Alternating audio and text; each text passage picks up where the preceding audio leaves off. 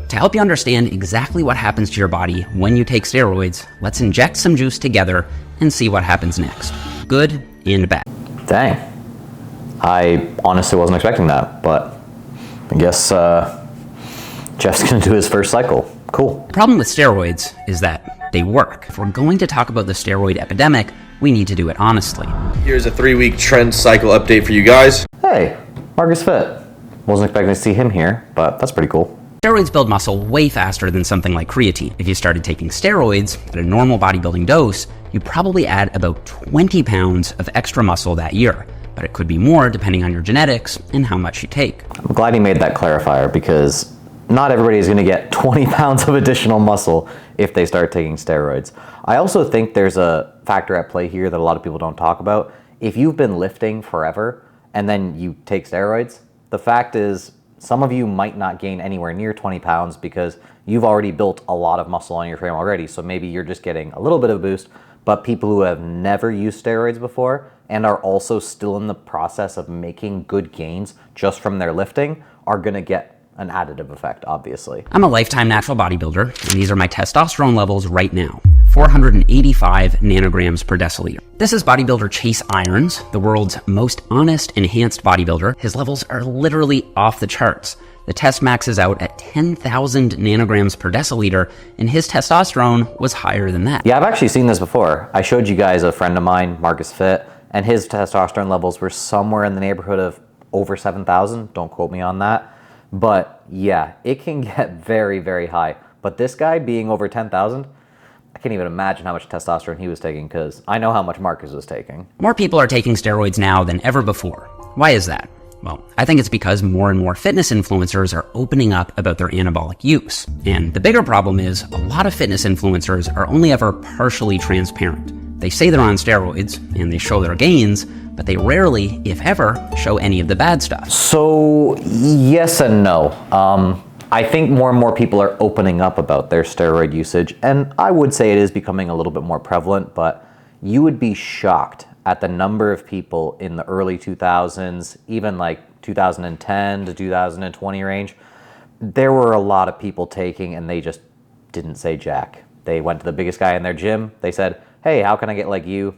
They handed them some stuff, went from there. But other than that, yeah, I would say that more and more people are being very open about their usage. This is testosterone enanthate. It's one of the most common forms of steroids that people take. Also, cypionate, propionate, but yes. Now its job is to make that muscle cell bigger. And if that's all that steroids did, that'd be sweet and I'd be on them. But there's a lot more that happens. The testosterone enters your heart cells and tells your DNA to make your heart bigger. It actually makes it harder for your heart to squeeze and relax, which increases your risk of heart failure. Yeah, heart failure amongst bodybuilders who are not the smartest is a lot more prevalent than it should be. Let's just put it that way. Things like Tren cause way more anxiety than other milder compounds like Preworkout. I recently took a validated, empirically validated, scientifically based scale for anxiety. And actually currently, right now, I have severe anxiety disorder. Yeah, that's one that I don't think a lot of people talk about, but pretty well everybody that I've talked to who uses, clients, non-clients, they talk about this. It just makes them anxious, they get jittery. Like I've even experienced it with some of my clients where they'll just text me out of the blue and they'll be like, I'm freaking out. And I'm just like, okay, let's calm down. Let's figure out if there's actually something going on or if this is just a side effect. And yeah, it definitely does cause some level of anxiety, and in some people, a lot. 2021 study took 3D MRI scans of the brains of over 200 weightlifters.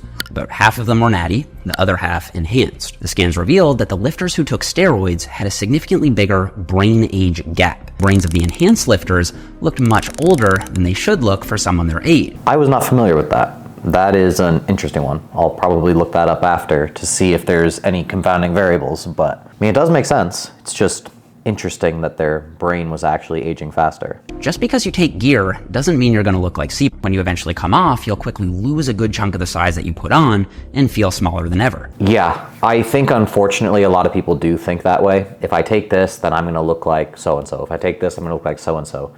What they don't realize is, take a look at a young Sebum. He already had the insertions, already had the proportions, and the steroids just made him more of that. So if you're taking a look at somebody and being like, oh, well, if I just take stuff, I'll look like them. Nope, you're just gonna look like a bigger version of yourself. And yes, you can shape your body to some extent, but in the end, a huge part of bodybuilding is driven by your overall genetic shape. So if you have a blocky waist and you start taking steroids, you don't all of a sudden develop sweeping lats and have a waist that cinches in. Doesn't work like that. That wouldn't really be a problem if steroids didn't impact pretty much every system in your body, but they do. After you inject, some of that testosterone is converted into a hormone called DHT, which causes hair follicles to shrink faster. Some testosterone is also converted into estrogen, which can increase breast tissue formation in men, leading to soft, puffy nipples, also known as gyno. I don't know if I guess there's been a few, but almost every bodybuilder that I have talked to who has used has at some point or another either started to develop gyno or developed it bad enough that they've had to have surgery. Whether that's stupid use or just kind of an inevitable thing that people have to deal with, I don't know, but I feel like there are ways to mitigate it, and a lot of people are just not smart enough to do so. Testosterone also lets your testicles know that there's more than enough testosterone to go around, so they shrink to about 1/2 of their usual size. Yeah. So this is one that also is, yes, the people that I have talked to, they're talking about the fact that they basically become grapes or small marbles. So interesting one. Steroids also make sebaceous glands on your skin grow bigger, which causes them to overproduce a sticky, oily substance called sebum. Hey, confirmed. It'll actually make you look like sebum. It protects your skin in normal amounts, but causes acne when overproduced. The whole acne, along with steroid usage, is definitely something that does happen, but there are some people who will take steroids their entire life and they'll never develop this at all. So I think sometimes people go for the acne and they say, oh, this guy has acne, therefore he must be on. This guy doesn't have acne, therefore he isn't. I don't think it's the most reliable indication, but obviously this can happen, and that's why it's a stereotype. Because anabolic steroids are mostly gotten in, at least the United States and Canada, through underground laboratories, some of the gear you get is like damn near farmer grade. It goes in smooth as butter, never does anything, no inflammation. I've been personally hospitalized at least once for a non-infected but insanely immune responsive abscess. My quad was like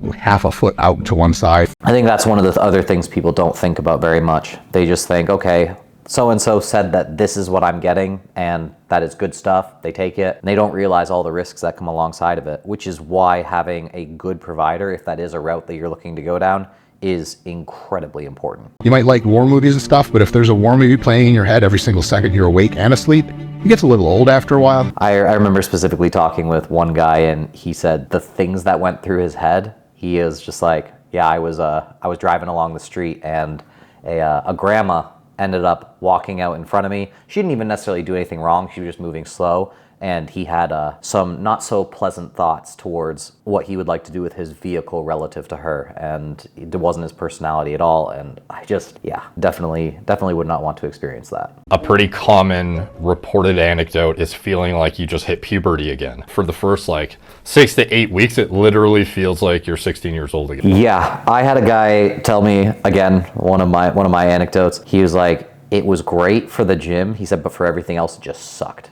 Couldn't focus on work. He was just, to be blunt, his sex drive just went through the roof, and he was like, I can't focus on anything else. That's another interesting side effect. Increased probability of injury. The connective tissue cannot maintain the pace of your muscular strength, and often this will lead to unnecessary injury in the gym. That is another interesting one. So when I have seen people get on cycles for the first time, they're not experienced with it, and all of a sudden they feel rah, let's go.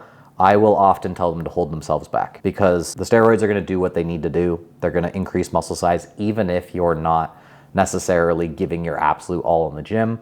Just allow yourself to ease your way into it. Make sure that your reps are good and controlled. Don't just ego lift everything. Even more so than when it comes to your natural lifters, be careful and warm up slowly. Make sure everything is good and ready, blood's flowing. But yeah, if you are not experienced in that area, it's definitely something that could cause you some major issues. How much steroids shorten your lifespan, but they definitely do. One 2024 paper followed over 1,000 steroid users for 11 years with an average age of 27. During the same time frame, they also followed 60,000 people of the same age, but not on steroids. 2.8% of the steroid users had died by the follow-up, while only 1% of the non-steroid users had died. That's a lot of excess deaths, which led the authors to note that the excess death rate in this young adult population is striking. I'd be a little careful to base the entirety of that difference off of just steroids versus non-steroids. I mean, you're going to have confounding variables. People are more willing to take risks, are the same people that are going to take steroids. So you're going to see them dying from more accidental deaths and stuff like that. But I would like to look further into that to see how much of those would have been caused by just carelessness versus actual health conditions. Also, I would be curious as to whether they did any dose-dependent comparisons to see whether it was just, okay, these people took, these people didn't, or did they actually stratify it into, okay, these people took these substances, these amounts? I think that would be a much more interesting conversation, as you're gonna see later on. I think the word TRT is very conflated with like baby cycle essentially at this point. When you're on TRT, even if it looks on paper like a normal total testosterone, it is not representative of what you could do naturally. That is something that a lot of people don't talk about. So what they'll say is, oh, well, if I took testosterone just to be in the natural range, then I should be able to compete in natural competitions because I have 1,000 nanograms per deciliter, they have 1,000 nanograms per deciliter. Just because I took it synthetically doesn't give me any advantage. And that's just not true. Because if your testosterone levels were meant to be lower and you actually artificially increase them, your testosterone at 500 might have given you the same genetic predispositions, advantages as their testosterone levels naturally at 1,000. So you actually boosting that does make a significant difference for you relative to them just naturally having it. That's why you see these teens who post up like 1,200 nanograms per deciliter blood work, and they're nothing special. It's not like they're walking around super masculine, way more hair than everybody, or way more beard than everybody else, way more jacked than everybody else, and it's because they have this naturally high testosterone. It doesn't work like that. And that's why it can be kind of tough when you have to tell people, look, just because you're using TRT and just because you're within the natural range does not make you a natural. You cannot just walk into a natural organization and be like, yep, I'm natural because I have to take this medically. It doesn't work like that.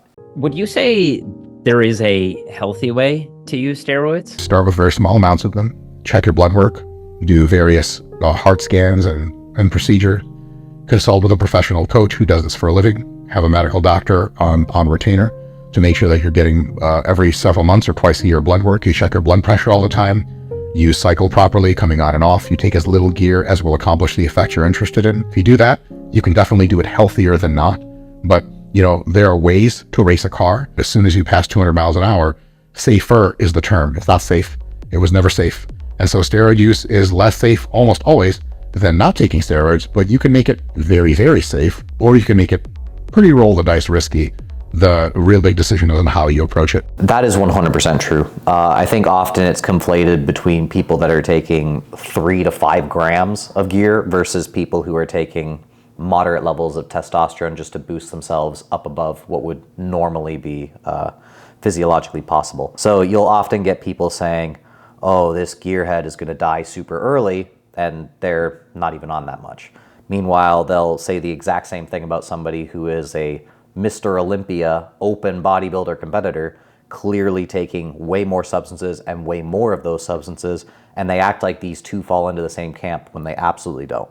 Do you have like an age in mind where it's like, this is where, you know, you're old enough to even like consider it, and before that, just figure out your training and diet? Some kinds of steroids close your growth plates early, prevent you from reaching an adult height. Some men don't stop growing until they're 22 years old. Another thing is the brain develops in very, very high level ways well into your late 20s, and in subtle ways through your entire lifespan. So I would say my cutoff age generally begins at age 25. I'll be completely honest, I did not expect that number. Good for him. Good for him. I would have expected him to say much younger, more like that. Just based on what I know of Dr. Mike, I would have expected him to say, well, an adult capable of rational decision, 18, 19, but I think these are really good warnings that he's giving. I'll be honest, there have been several moments in my own bodybuilding career when enhancing has been very tempting. I think the standards have shifted so much since, you know, we started out like 6 years ago.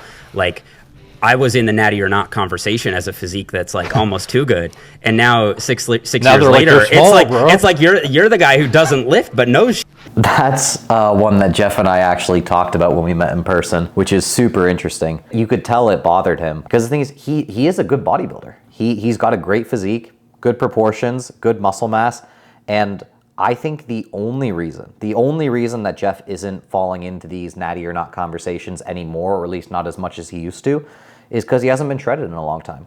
If you were to take the physique that he has, like this physique, and you were to shred that down to single digit body fat, maybe let's say like 6%, pretty darn close to stage lean, or even 5%, holy crap, Jeff would be all of a sudden, what gear is he taking? What happened? Blah, blah, blah. And there would be this big conversation around it when it would just be a matter of getting significantly leaner than he's been in a very long time. Maybe I've reached my natural limit for muscle growth, but have I actually? Am I actually at my natty limit, or have I just not been training as hard and smart as I could be? But this year, I'm doing an experiment with McMaster University here in Canada to see how much muscle it's possible for me to build naturally this deep into my lifting journey. I'm tracking every single set, taking the last set of every exercise to true technical failure. I'm also committing 100% to my diet. I haven't missed a single day tracking in macro factor, and I've hit my calorie and protein goal every single day. I think you're going to be pretty surprised. I think you're going to be pretty surprised at what a lifter, even of Jeff's caliber, can do in this amount of time. I think, personally, if he does everything right, nails everything, he probably can grow a solid 4 or 5 pounds of muscle in this time period. Oh, he's shorter, so maybe not.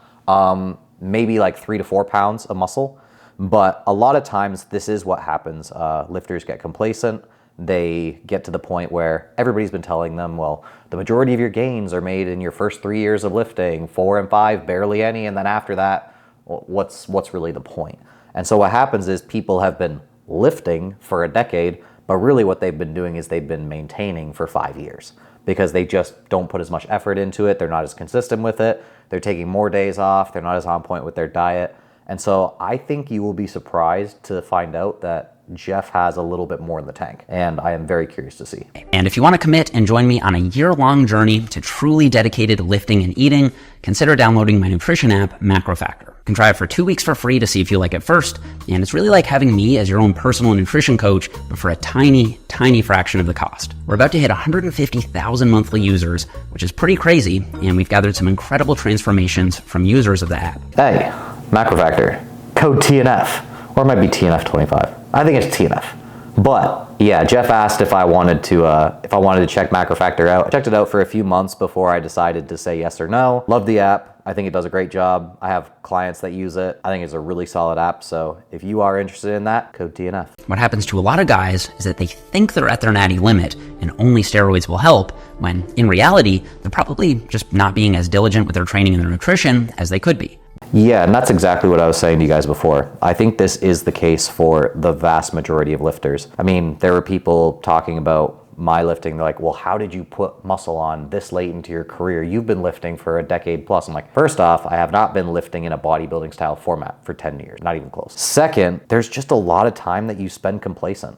So it's like, have you really been lifting? Even if we were to say I'd been bodybuilding for 5 years.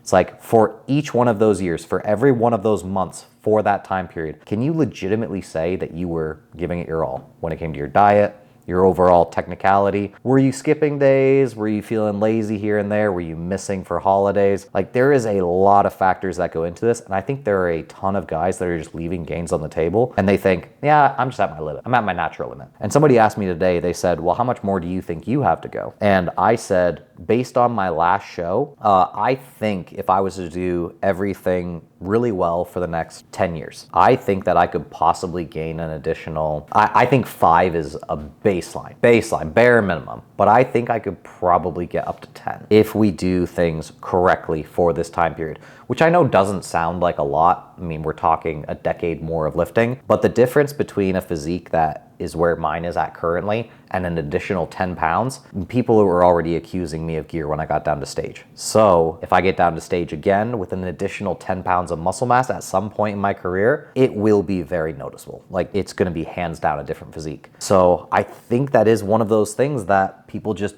they don't wanna put in the time for.